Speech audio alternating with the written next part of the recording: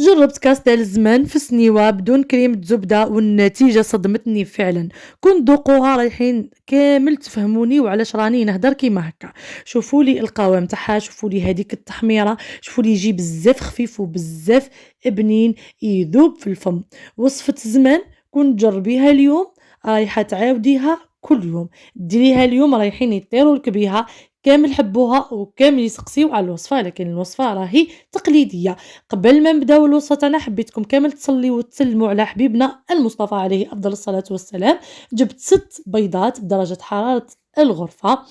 رايحة نفصل الصفار على البياض، نحط في ريسيبيون كبير البياض تاعي لاني رايحة نطلعه، ونحوز الصفار بجيه. من بعد رايحين نخدمو بحاجة اخرى.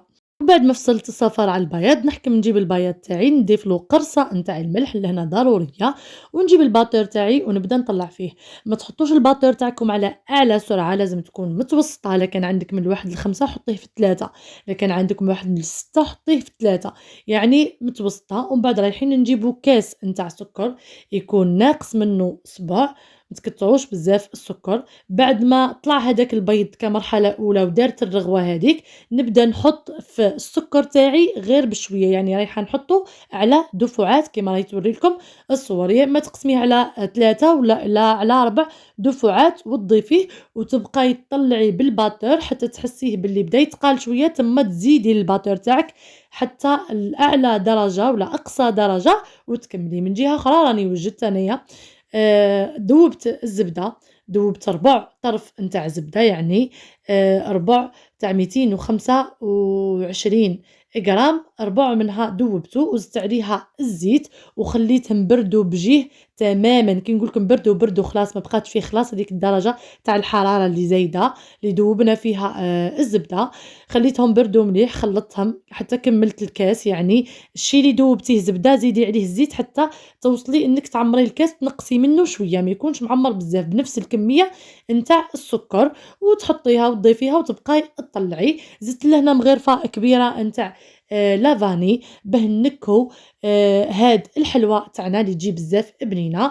من جهه اخرى عندي 2 كيسان، يعني 2 كيلات نتاع الكاوكاو اللي كنت حمصته مليح ورحيته بقشورو، رايحين نضيفوهم. نضيفوا الكاس الاول ونبدا نطلعوا شويه، ومن بعد رايحين نجيبوا سباتول تاعنا ونبداو نطلعوا من الفوق للتحت هكا باش ما نهبطوش الكريمه نتاعنا حتى يتجانس الكاس الاول نتاعنا. وعندنا 4 كاس نتاع الحليب رايحه نحطو على دفعات، نخلط مليح في هاد المرحله. قبل ما نحط الكاس الثاني تاعي تاع الكاوكاو نحط شويه من الحليب هذاك اللي كيناه بنفس الكيل، يعني ربع كيلة نتاع الحليب، ونخلطو مليح نطلعو حتى الفوق ونهبطو باش ما يهبطلناش القوام نتاع الكيك تاعنا. ومن بعد نضيفو الكميه المتبقيه، يعني الكيله الثانيه نتاعنا تاع الكاوكاو اللي كنا حمصناه حميمر شويه وخليناه به بقشورو ورحيناه وجينا نخدمو به هاد الكاستيل. نزيدو نحطو شويه نتاع الحليب هذاك اللي بقالنا من قبيل، ونجيبو كاس نتاع الفرينه على 2، نحطو كاس غير ربع، ونزيدو 2 أكياس من خميرة الكيميائية كما راهي توري لكم الصورة. انا استعملت نوارة، ونزيد نكمل الكيلة الاولى تاع الفرينة، يعني نكمل الكاس الاول نتاعي، ونخلط بالسباتول من الفوق لتحت من الفوق لتحت حتى نحسوا بلي الخليط اندمج. نزيدو نجيبو الكيلة الثانية نتاعنا نتاع الفرينة، يعني رايحين نستعملو 2 كيسان فرينة. الكاس الاول حطينا منه كاس غير ربع، ومن بعد درنا له حفرة حطينا فيها 2 أكياس نتاع خميرة كيميائيه، ومن بعد زدنا كملنا فوق الخميره هذيك زدنا حطينا ربع الاخر نتاع الكاس. من بعد خلطنا مليح، ومن بعد جبنا الكاس هذا رايحين نحطوه على دفعات، نبقاو نحطو حتى نتحصلوا على دوك نعت لكم القوام اللي لازم تتحصلوا عليه. شوفوا رايحه نزيد نكمل هذه الكميه نتاع الفرينه اللي بقات لي من الكيله الثانيه ولا من الكاس الثاني، ورايحه نخلط. شوفوا لكان عدت الفرينه تاعكم تشرب كيما تاعي، الامانه انا خدمت بلا بال.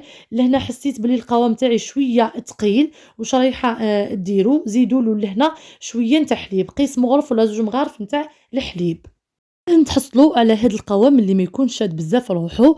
كيما راكم تشوفوا السنيوه تاعي دهنتها دهنه خفيفه عفوا بالزبده، والسنيوه تاعي راهي 35 على 40 سنتيم. حاولوا كامل تتقيدوا بهاد القيس. ولهنا واش رايحه ندير، جبت سباتول دهنت يديا بالزيت وعدلت السطح تاعها سويتها وحطيتها طيب على 180 درجه الحراره على فرن مسخن مسبقًا، وحطيتها في الرف الوسطاني. كي يبداو يحمروا الجوانب تاعها نبقّط عليها من الفوق غير تنشف نحيها. من جهة أخرى رايحة نخدم الكريمة اللي رايحة نديرها من الفوق. عندي صفار البيض معاه شوية فانيلا ومعاه كاس نتاع سكر رطب، نخلطوهم مليح حتى يولي شوية تقيل، ونزيدوا له ملون أصفر كيما راهي توري لكم الصورة. نطلعوه مليح. هاد الكريمة تجي بزاف بزاف بنينة. حتقولوا لي البيض ماهوش طايب، البيض كي نحطوا له السكر سورتو صفار البيض ونطلعوه رايح يتحرق، يعني رايح يطيب مع السكر هذاك. لهنا نجي للسنيوه نتاعي، نحي الحواف هذوك اللي طابوا حمر بزايد، رايحه نحيهم باش يجيوني الحبات معدولين كيما راهي توري لكم الصوره. شوفوا لي الطياب تاعو لهنا غير ما تشوفوه بعد بدا يحمر، شوفوا زي ما حمي مرجه بزاف هايل. قلت لكم بعد ما برد تماما حطيت هذيك الكريمه رايحه نستفها. شوفوا لي اللون تاعها لهنا في الاول كي تحطوها قبل ما تنشف يعني قبل ما تشيح رايحين تشوفوا باللي اللون فاتح. بعد ما خليتها بات ليله كامله، ليله كامله واش يصرى لها رايحه يعني تشد اللون تاعها هذاك وتولي بواحد اللون بزاف بزاف هايل. انا فوق السطح تاع هاد الكاستيل نتاعي حطيت له هاد الكريمه وبقات لي كميه منها. واش درت لها، درت لها شويه نتاع كاكاو باه ولات لي باللون البني. حطيتها في كيس بلاستيكي ودرت خطوط بالعرض كيما راهي توري لكم الصوره. درتهم شويه مهزوزين يعني شويه خشان باه تجيني الحبه من بعد باهيه. ومن بعد جبت اعواد الشواء هذوك ودرت خطوط لهنا قبل ما تبدا تشيح لكم الكريمه. لهنا هذا المقطع اللي درت به خطوط راح لي ما على باليش ما لقيتوش بالك ما صورتوش. درت به خطوط وخليتها بات ليله كامله. شوفوا لي اللون تاعها كيفاش تبدل، اللون هذاك الاصفر يولي فريمون تروح اللون هذاك تاع صفار البيض وتجي بزاف بزاف هايله وبزاف بريزونطابل. تقدري ديريها للعيد، تقدري ديريها في لمات. شوفوا توجد في وقفه خاصه كي يعود عندك ديجا الكاوكاو راكي موجدته من قبل. انا قطعته على شكل مربعات. نتوما تقدروا ديريه مستطيلات، تقدري ديريه مثلثات، كيما تقدري ديريه عباره عن مقروضه كيما تحبي كل وحده والذوق نتاعها. انا فضلت اني نديرو يعني بالوصفه نتاع الزمان وبالشكل نتاع الزمان كيما راهي توري لكم الصور على شكل مربع. ونتمنى من كل وحده عدات وشافت الفيديو تاعي وبقات معايا للاخير نقول لك ما تزابيش باش تشوفي النتيجه. وما تنسيش ديري لي جيم وديري لي تعليق شباب كيما نتيا. وما تنسيش تبارطاجي لا فيديو مع صحاباتك وحباباتك هكا باش يوصل لاكبر عدد من المشتركين. شوفوا لي النتيجه تاع هاد الحلوه بزاف بنينه بزاف هايله. نتمنى كامل تجربوها ونتمنى كامل تنال الاعجاب تاعكم. شوفوا جات خفيفه وجات باهيه في الصحن جات باهيه وجات بزاف بنينه. شوفوا زي ما طايبه من تحت حميمره وخفيفه من الداخل. شوفوا ماهيش معجنه. وما نحكي لكمش على هذيك الطبقه تاع الكريمه جات بزاف بزاف بنينه.